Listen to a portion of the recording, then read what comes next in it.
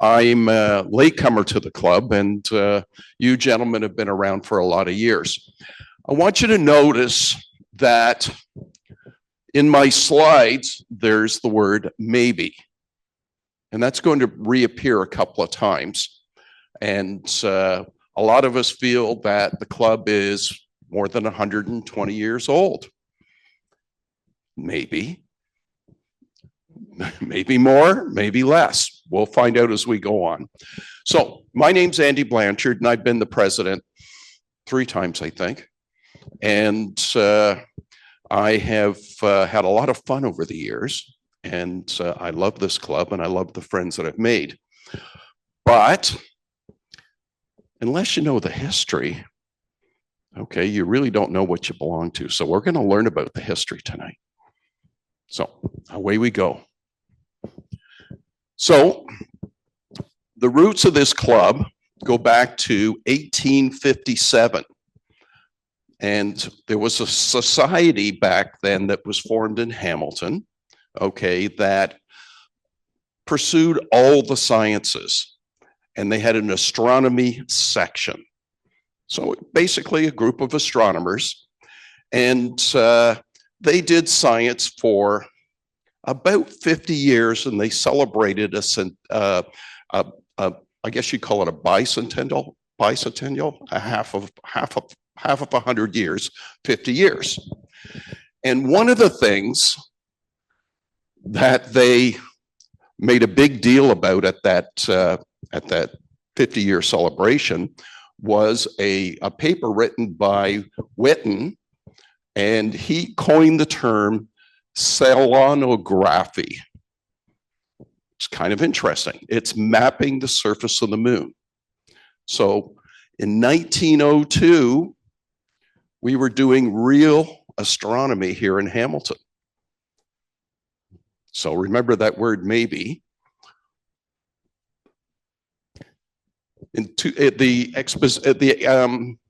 There was the expedition, which was kind of a failure. They went to see the solar eclipse in Labrador, and there were, of course, the clouds came in. They couldn't do that.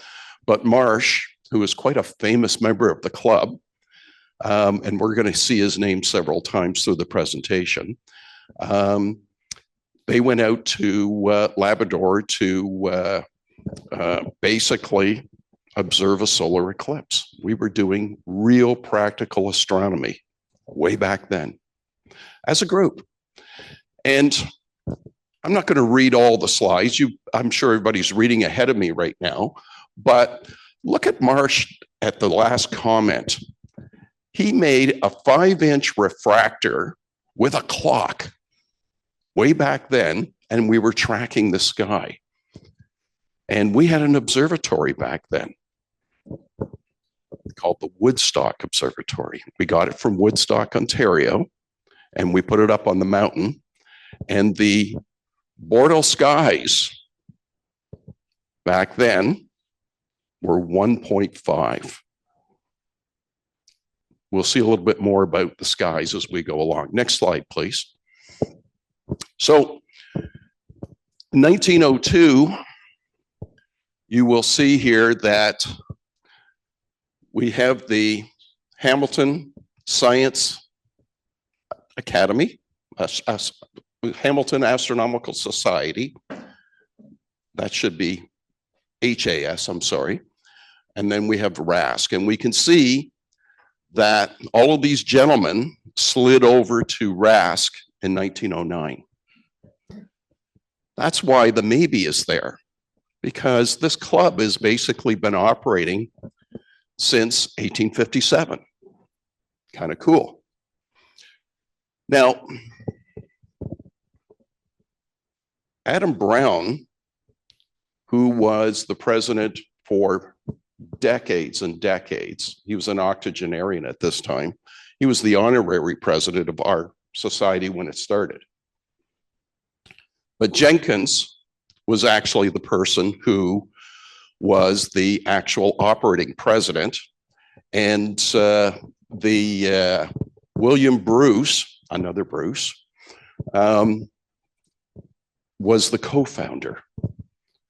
And it was actually William Bruce that ran the club until 1915. Next slide, please. So in 1908, we got the RASC charter. And we started our meetings on January 15th, 1909. And as I said, the first president was Jenkins, but Jenkins wasn't alone. Bruce is going to be an important figure going forward. Next slide. Oh, there's that maybe thing again. So 1857 to 2025, or maybe. It's actually not that far wrong. And I kind of like some interaction from you people. Do you think our club goes back to 1857 on what we've learned so far? Thoughts? Okay. Yes.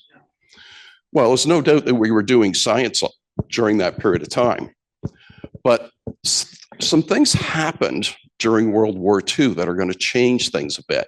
So let's proceed a little further. So, as I mentioned, that Bruce and Jenkins are co-founding the club. So RASC officially began in 1908. But we're going to cover some interesting things. In 1930, there was a revival. What does a revival mean? I chose the word carefully. Then there are the War Guardians, the Planetarium Resolution, the golden age of the club. All of a sudden, we're looking at digital photography and the Bortle scale analysis of what happened over that period of time. So anybody know what the Bortle scale is now for us? Yeah, very good, 6.5. Okay. So 6.5 basically means that you can see the stars, but that's about it. Next slide. So if we accept that 1908 is our founding date, we're one of the oldest clubs in Canada. If you go with the 1857 date, we are the oldest club in Canada. And our focus hasn't changed. We're dedicated to outreach, to looking at the stars, to the science, to sharing our hobby. Next slide. There were a lot of presidents. Next slide. It's really hard to get this period here correct from, let's say, 2002 to 2019-ish. Not sure about those dates because we didn't keep a lot of great records. And so that was hard to structure. So I hope I got them correct. We're not going to be talking about all of those people, but we're basically standing on the shoulders of a lot of people that have gone on and done other great things. But you can see Jenkins and Bruce at the beginning. And look at 1916 to 29. Interesting. What happened? Next slide. I'm sorry? First World War, yes. Okay, so I've talked about Jenkins, and he sort of laid the groundwork for getting the club up and operating. And there was a fellow named Marsh that was supposed to be our first president, but he was transferred to Peterborough months before the registration of RASC in Hamilton. So he didn't get to be the president, and Jenkins had to step in. But he didn't do much. Bruce seemed to be doing everything. And the next year, Bruce took over as the president. So Jenkins, even though he is officially our founder, I couldn't find anything that he's really credited for other than being the president during that year. Next slide. There he is. Took me a while, but I found a picture of Mr. Bruce. And he was an astronomer. That was his profession. He was a really cool guy, and he was known for his lectures. And he served as the honorary president for decades for the club. But he was a really, really cool guy. And if you have the time, go to the club archives and read some of his lectures. They're very cool. Smart, smart, smart man. But I was impressed with him anyway. Next slide. The Elmwood Observatory. This is our second observatory. If you recall, I said there was a Woodstock Observatory. Well, members of the club used to gather there, and notice the skies now, orbital 2 to 3. So even during that 10 to 15 year period, Hamilton was growing up and the stars were starting to disappear. So they would meet here, and look at the big daub out front. Kind of a cool picture, eh? Took me a while to find that. Actually, ChatGPT found it for me. So, what's that? No, I don't. It was just on Google. It found it as a Google picture.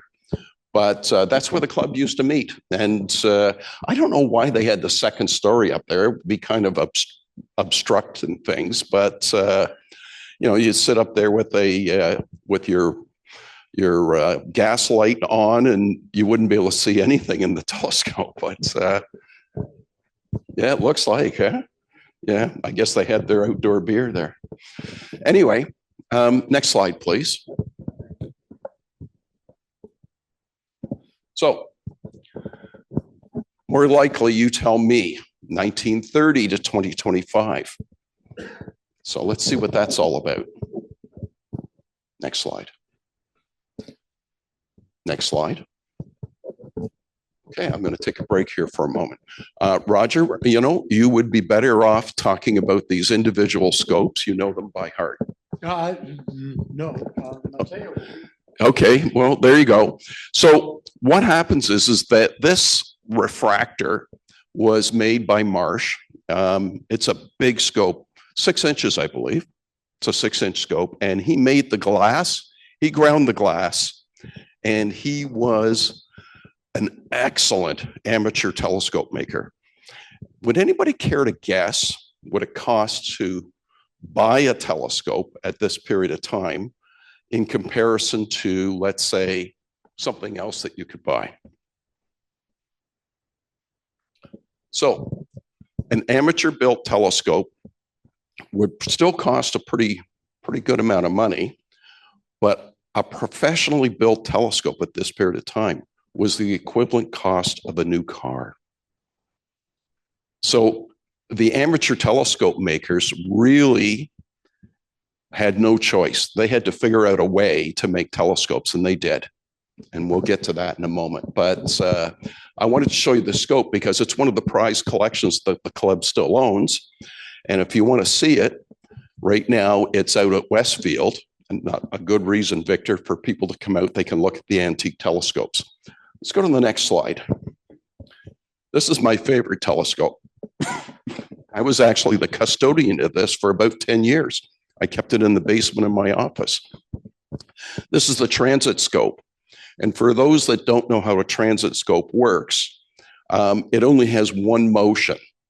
So you can turn it just one direction and the sky slides by. It's very cool. And again, it's another amateur telescope that we have up at Westfield that you can go and see that came into the club's possession. Not sure how, but we've had it for decades. Next slide.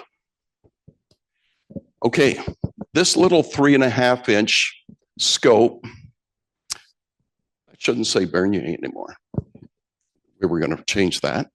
Okay, that is a Marsh telescope that was made for a Arctic explorer back at the turn of the previous century. It was a failed expedition, but the scope came back, and you can see some of the eyepieces for the scope there, and it's leather bound. It's kind of interesting. And again, Reverend Marsh made that telescope. And when the expedition came back to Hamilton, Mr. Marsh then, or Reverend Marsh, collected the telescope and made sure that it stayed in the club's collection. Next, the dark years. So 1916 to 1930, the club folded. Next slide. Reason being, aging membership. Believe it or not, most of the members, when the club was formed in 1908, were octogenarians. So by 1915, there was hardly anybody left. The war, of course, was instrumental in the fact that a lot of the youth that might have come into the club didn't come home. It's just, it was a big, ugly war. And basically, that without anybody coming into the club, there wasn't a lot of future for astronomy in Hamilton. Next slide. So in 1922, we closed our bank account and we sent $33 that was in our bank account, which is probably quite a bit of money. Okay, you got to remember, we're, 1922, that was a lot of money. We sent it to National in Toronto and they closed up the membership. So does our membership go back? Does our club history go back to 1857? Yes, sir.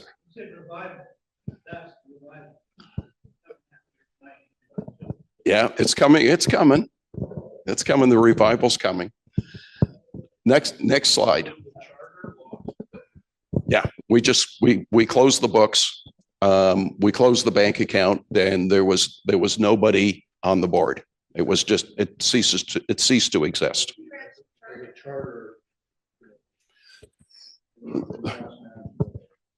Well, I tried to get an answer to that hard question, but I did find that in 1928 that National granted our charter.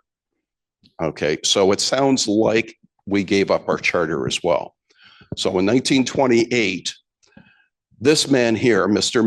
Mallory, okay, and this guy he did a lot for the club, okay. He was basically serving on the executive for 25 years, and he brought the club back to life. So we got the charter in 28, and our first meeting was in 1930. Next slide. Ooh, that's hard to see. Okay. I'm just going to talk about a couple of prominent people during this actual period. You've probably seen this picture up at the observatory. It was on the wall for many, many, many years. And Dr. Bell was a dentist, and he was an exceptionally good member of the board, and he was involved in all parts of the club. Roger, did you ever meet the man? No? Next slide. What's interesting is that he was a solar observer, and his logbooks, okay, actually, we still have them. They're in our archives, but they also went to France and they formed part of a big research project there. And we were doing some real science at this point in time. So the club has woken up and we're starting to do things. Next slide. The War Guardians. Continue on.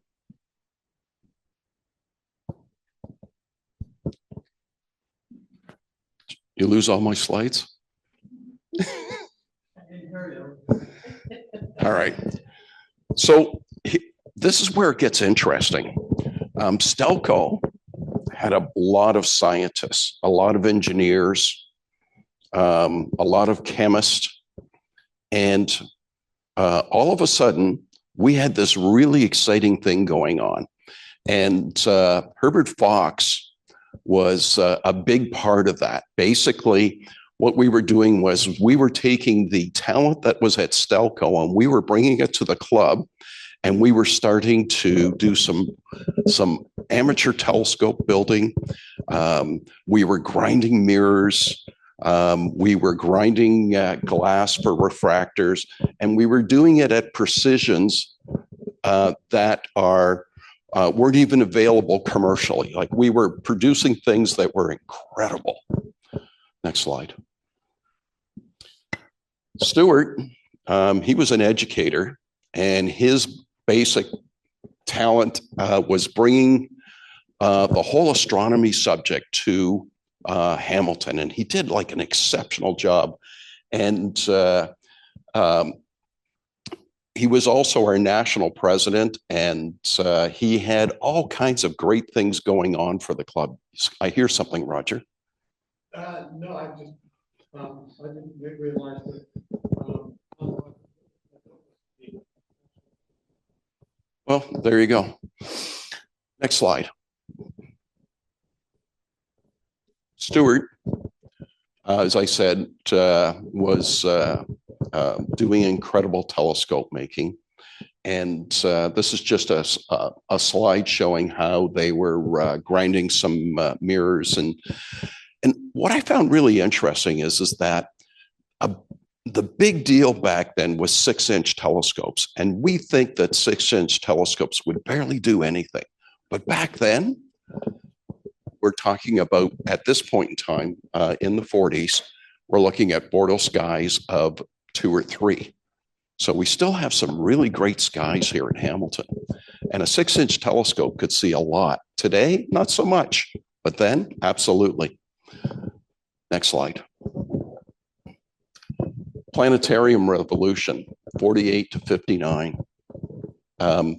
Next slide. We decided that we were going down the planetarium route. Okay, and we were doing some shows, and a lot of shows. I think they did 2,500 planetarium shows back then. And you got to remember, having a planetarium back in this period of time, back in the 40s, was a big deal. Like, we were a serious club back then. Very proud of it. Next slide. They had to, well, there you go. 2,500 shows, 150,000 people. Next slide. This one here is kind of cool. We eventually bought a parachute, a World War II parachute, and we were using that as the planetarium dome. Is that cool? All right, next slide.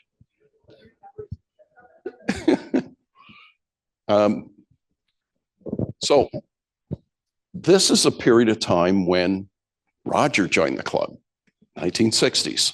Okay, so we're going to see a little bit of stuff going on here. Do you know this man? No, but I did meet Bert Fox. Okay, very good. Okay, so at this point in time, the club is high energy. Okay, we're doing comet searches. We're doing meteor watches out at Rock Chapel, and we are building telescopes. The club is active. Lots and lots of members. Okay, 160 to 200 members at the time. Next slide. Our next observatory, Maidstone. Okay, I did not know that we had this observatory, and I was really surprised. We made this. We went out, we set this up, and I imagine it's still there. It's on somebody's farm. And I tried to find it, and it just said that Flamborough, so I don't know where. Yeah, I don't know where, but I imagine that this building is still there. That is a metal roof, a brick building. I'd be very surprised that it isn't still there.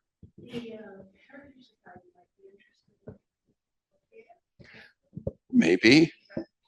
Yeah, maybe, but I worked really hard to look for a location, and I had ChatGPT go through all the old orbits to see if there was any directions to the observatory. Nothing there. So, Roger, did you know about that observatory?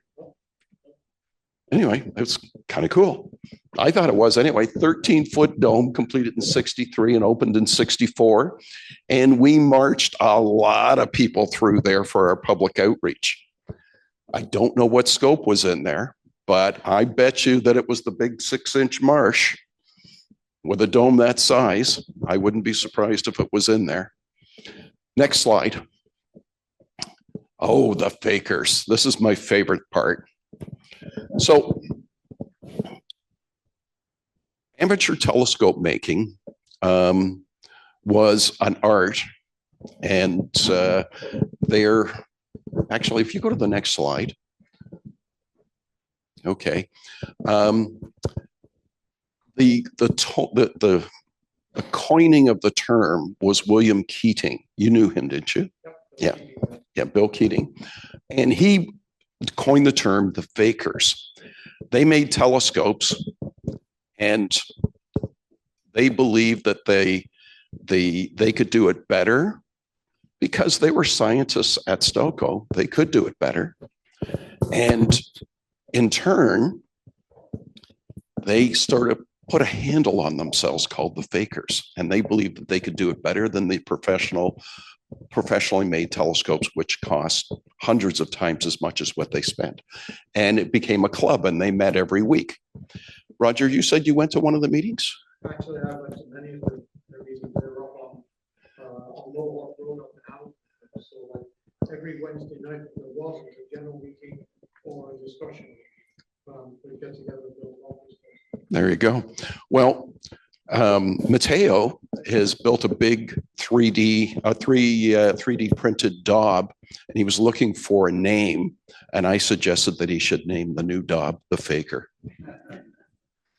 Next slide. So there were lots of fakers over the years: Fox, Fotley, Marsh, Leslie Powis. Okay, these are people who made their telescopes and made our club. I'm not going to spend a lot of time on them, but I just wanted to point out that we have this rich history that involves the fakers. Next slide. Big Blue, it's up at the observatory right now. It's one of the fakers. And it's sad that nobody's using it, nobody's dealing with it, but it is there.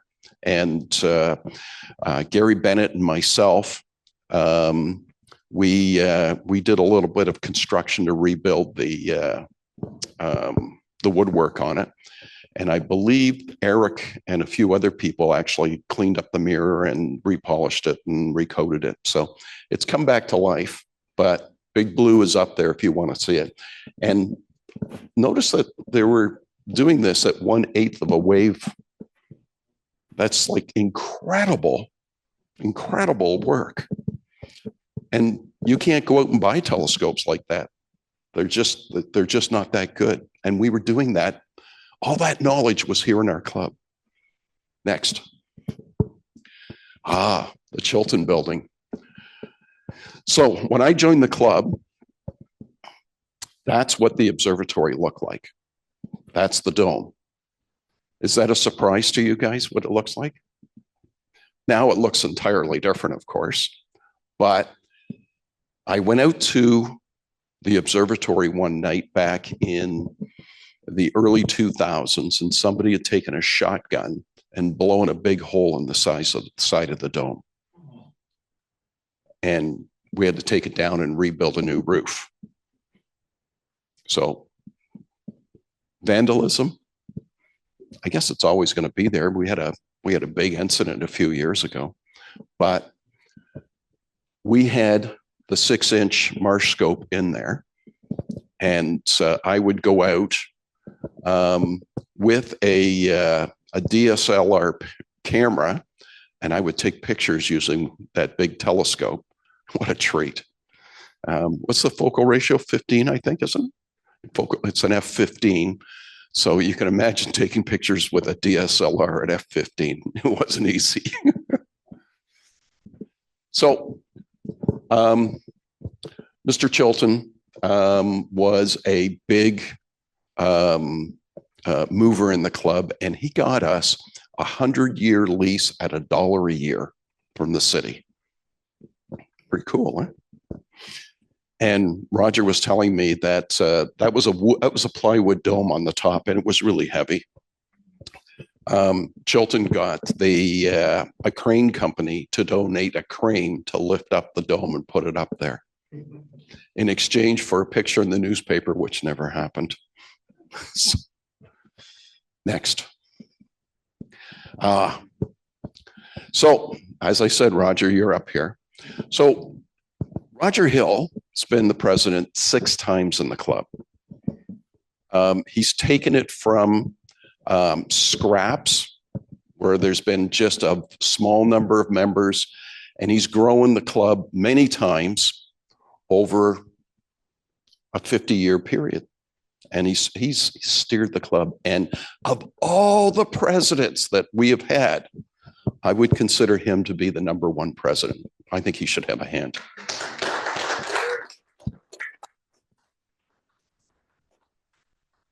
So about 5 years ago, I'll answer your question in a second. About 5 years ago, I had the opportunity to nominate somebody for a minor planet. And even then, before I did all the research on the history of the club, I knew that Roger was something special. And I nominated Roger to have his own minor planet. And he's taken lots of pictures of it, and I think he's gotten a lot of pleasure out of it. But Roger was and is our superhero. Thank you, Roger.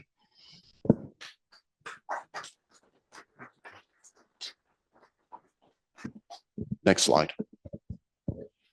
The club is now switching over to something new. We're no longer ATMs. ATM is our amateur telescope makers. We are now moving into the digital age. Is this boring? No, we're doing okay? Okay, good. So, next slide. Bought a digital camera, and Steve Barnes used to be at the observatory a lot. And the skies were still pretty good. You know, we were like playing with Bortle 4.5, 5. And he taught me how to take pictures through my 14-inch Celestron SCT. And I got the bug. It was so cool. And so much so that I used to go to the Arizona Sky Village, Star Village, Sky Village, I forget, every year. And I would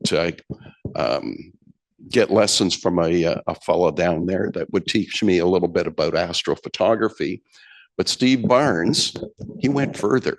Steve Barnes went down to Chile, and he had a massive astrophotography program going down there. And I went down, and it was spectacular. And as a club, we started to travel. We started to do things. We started to expand beyond Hamilton's borders. It was very exciting. Roger, you were on one of those Chile trips. Yeah, and it was a lot of fun. Yeah, and is it really? Wow. Steve Barnes led the way in CCD astrophotography. For me, there were other people doing CCD photography, but he was teaching. He was at the club, he was teaching, and he spent time with all of us, showing us what we need to do. We had a telescope store right here in Burlington at one time. So, next slide. This man here is incredible. He has done so much for the club. He went on to be our national president, but he was our historian. He put away miles and miles and miles of stuff into digital libraries and created a lot of the material that I use for my presentation. And I thought that it was important that we mention that Colin was a superstar for our club as well. Next slide. Jane, get ready for this. Next slide. Okay. So one of the things that the club did, and I'm not blowing my horn here, is we created a trade show and we raised a little over $100,000 for the club. God knows where it is today, but we ran trade shows for 4 years, and it fell apart when Trump got elected and none of the US vendors wanted to come to Canada. So we couldn't run it the 5th year. But Gary Bennett and myself co-founded it, and we made it work. Next slide. Jane. The new vision for the club. We're going in directions that we've never gone before, and it's going to be cool. And Jane is leading the way. She is stepping out and getting us to do things that are something we characteristically don't usually do. We're building our outreach program, and we're building telescopes again. Next slide. Oh, you know what? There's a little stop here. Let's bring up this next slide. This is Hamilton in 1909. This is Hamilton now. What a difference, huh? Wasn't hard to get a lot of people to join the club way back when those skies look like that. Wouldn't you like to go outside and see those nebulas with your eye? Well, if you want to see that, go down to Chile because you can still see skies like that. Next one. Our focus going forward is pretty straightforward. We're a club. We enjoy the hobby. We enjoy looking up. We enjoy sharing the hobby. Next slide. So here's our future. Oh, I didn't get to your question. Okay, thanks. I just had a question. You said that the land has been bought from 1973. Yeah, no, $1 a year. So until 2073, the land is already purchased and owned. Yeah. All right, that's cool. Well, we don't own it. We lease it from the city. Yeah, we lease it. Yeah. Okay. I think this is my last slide, but I want to really make a point here. Victor, where are you? Victor came up with an idea last year from the Cincinnati Astronomy Club or Observatory. And he massaged it and reformulated it. And with the help of this man, we're building telescopes, something that we haven't done in 50 years. And we're building how many, Victor? 30 for now. And we're doing it with 3D printers. And we're giving them away. Think about that. We're giving away 30 telescopes to the community. We are heading in an incredible direction. We are seeding the future of our club. Victor, you're a club hero.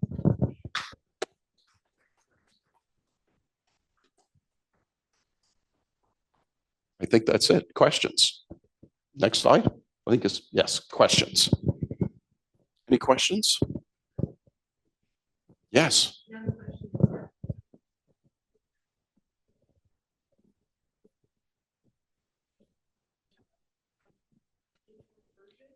A video, a YouTube video of me? No, you wouldn't want that. I think your narration of it, I think that was a nice. Well, thank you very much. Yeah. Anyone else questions? Okay, so I didn't get booed off, so that's good. Thank you very much, everyone.